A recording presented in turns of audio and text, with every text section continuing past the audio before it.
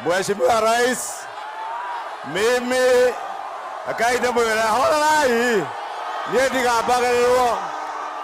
Hawa watu wa Kware, Mheshimiwa Rais, wamesema hii affordable housing iko hapa. Ile mawe yote inajengwa hapo, ikiwekwa kablo ipewe hawa vijana affordable housing. Leo munene niye ni ule oteragwo na aria touga goko Karau na Nyandarua yothe gutire mundu ukwenderio guoya na niye ndiendagario guoya. Niguo kana tiguo? Mwathani amurathime.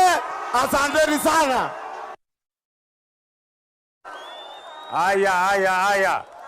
Nimesikia mambo yenu. Rais ni kingpin wa Kenya, lakini pengine sio kingpin wa mlima.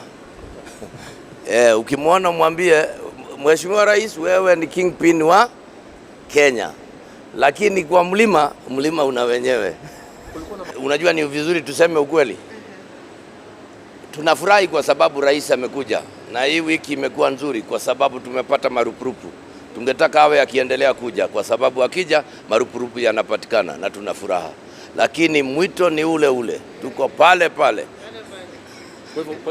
Ni vizuri nikuambie. Kwa hivyo watu wa mlimani hawajaanza unajua ni vizuri. Mimi nimekuwa, si mimi mwenyewe pia nilimkaribisha Nyeri. Na kwa sababu ni rais na mimi ni gavana na nikampokea.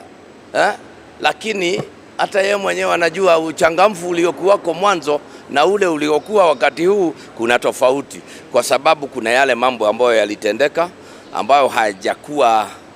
Unajua watu wa Mlima Kenya huwa sio watu wa kuchangamka na kupiga nduru na kufanya nini. Wakikasirika huwa wananyamaza.